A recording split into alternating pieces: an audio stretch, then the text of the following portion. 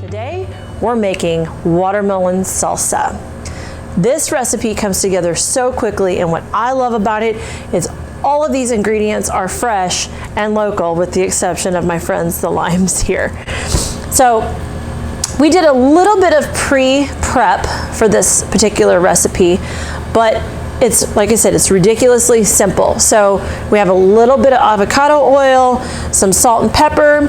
We have roughly about a cup of diced cucumber, about, about a half to a quarter to a half cup of red onion, a bunch of cilantro that's already been minced. Then we have a minced jalapeno. You can totally control the heat by making it spicy or less spicy with however much jalapeno you add to it, or you could use like a habanero. And then of course we have the star of the show, watermelon. To start, I have a large mixing bowl, and what I'm gonna do is I'm gonna kind of create a vinaigrette to add all of these ingredients into. The watermelon will get added last because it's softer in texture and we don't wanna break it down. So I'm putting in roughly about a quarter cup of avocado oil into our mixing bowl. I'm gonna put in 2 pinches of salt to the oil. Then we're gonna do some fresh cracked pepper in here. To that, I'm gonna add the juice of 2 limes.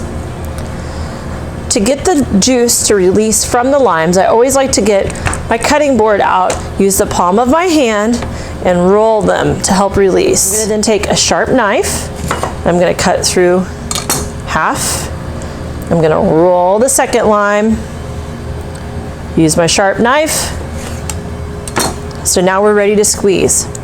When I squeeze limes or any type of citrus fruit, I always make sure that the flesh side is up to keep from any seeds getting into my bowl. Roughly equal about 4 tablespoons worth of lime juice. Like I said, the lime juice is really going to work hard with that little pinch of salt in there to create a really nice dressing to go over the top to really marry these flavors together. All right, so then in the bottom, I'm just gonna do a light stir, kind of get it going. Then I'm gonna go in with my diced jalapeno, my minced cilantro,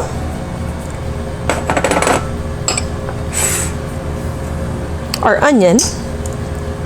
And I know it might sound weird to have onions and cucumber with watermelon, but trust me, it goes perfectly together. Then we've got our cucumber going in. And we're gonna stir this until everything gets nice and coated. So the salt is actually going to bring out the sweetness as well of this delicious watermelon. So like I said, before we started shooting, we did just a really fine dice of some fresh watermelon. And we're going in with it. Do one more gentle stir. So you'll notice that I'm just using my spoon and just lightly tossing the components together. Because the flesh of the watermelon is so tender, we don't want to mush it up, okay?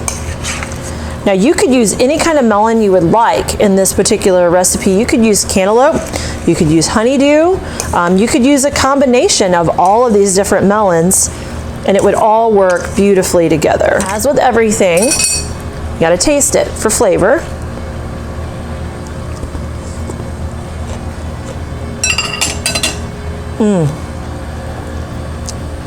Spot on. So, I've got tortilla chips ready. And I've got my serving bowl. So what I'm gonna do is I'm just gonna pour this in. This watermelon salsa is excellent over grilled chicken.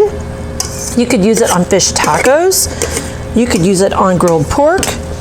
Or you can do it like we're going to and just enjoy it the way it is today. And just like that, we have delicious watermelon salsa to enjoy for the season. I'm gonna head off, take a break, and go enjoy some of this.